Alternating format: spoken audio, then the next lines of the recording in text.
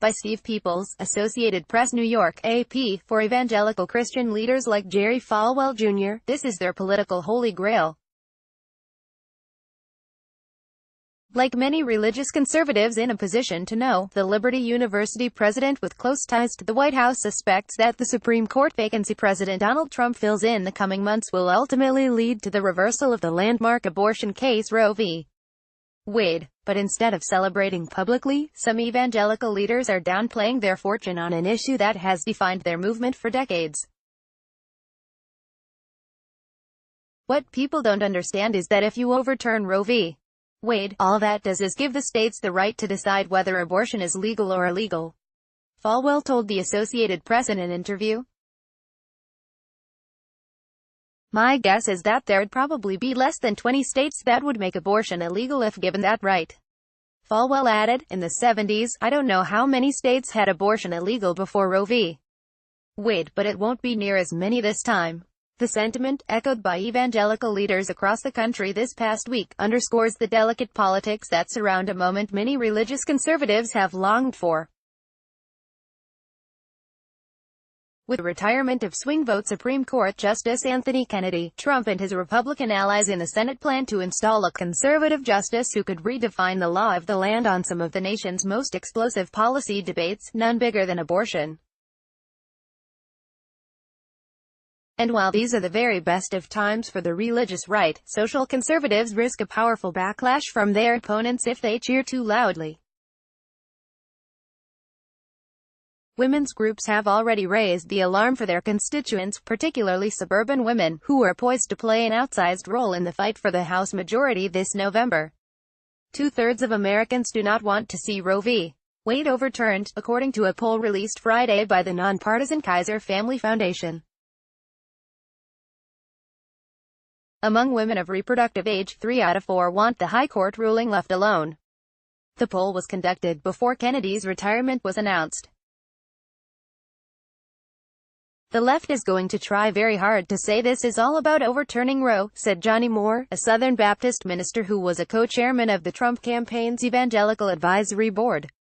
The more significant shift on the High Court, he said, would likely be the help given to conservatives in their fight for what they call religious freedom. Tony Perkins, who leads the socially conservative Family Research Council, said abortion was simply a factor in evangelicals' excitement over a more conservative Supreme Court. He suggested that public opinion was already shifting against abortion rights, although that's not true of the Roe v.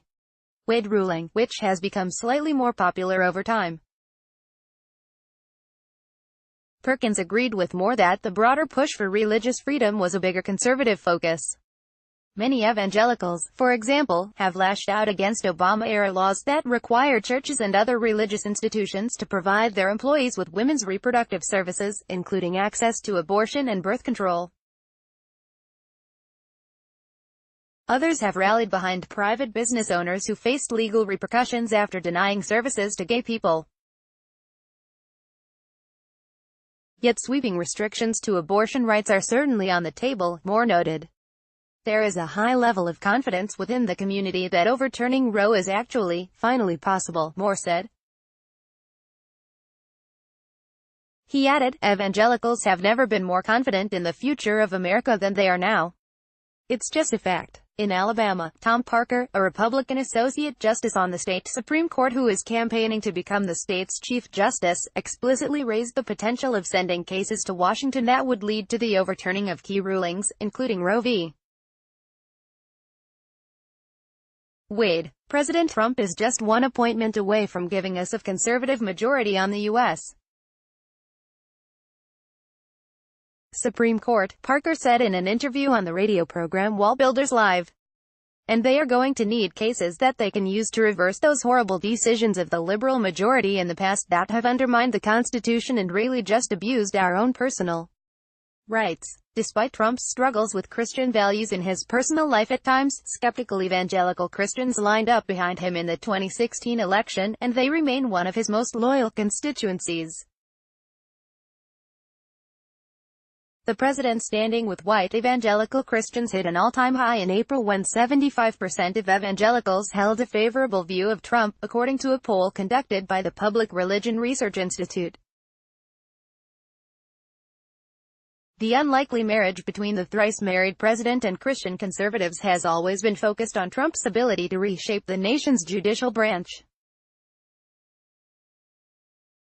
On the day she endorsed candidate Trump in March 2016, the late iconic anti-abortion activist Phyllis Schlafly first asked him privately whether he would appoint more judges like the conservative Antonin Scalia, recalled Schlafly's successor Ed Martin, who was in the room at the time. Trump promised he would. The president followed through with the appointment of Neil Gorsuch less than a month after his inauguration, delighting religious conservatives nationwide. And Trump White House, while disorganized in other areas, made its relationship with the religious right a priority. The first private White House meeting between evangelical leaders and senior Trump officials came in the days after the Gorsuch nomination, said Moore, who was in attendance. He said the White House has hosted roughly 24 similar meetings since then in the Eisenhower Executive Office building adjacent to the White House. A senior administration official such as Jared Kushner, Ivanka Trump or Kellyanne Conway, if not Trump himself, has always been present, Moore added. Each meeting featured a detailed briefing on the administration's push to fill judicial openings. The courts have been at the very center of the relationship, Moore said. And now, as the focus shifts toward the president's next Supreme Court nomination, evangelical leaders who once held their noses and voted for Trump have little doubt he will pick someone who shares their conservative views on abortion, same-sex marriage and other social issues. Falwell insisted only that Trump make his next selection from the list of prospective nominees he released before his election. All are believed to oppose the Roe v. Any deviation from the list, Falwell said, would be a betrayal.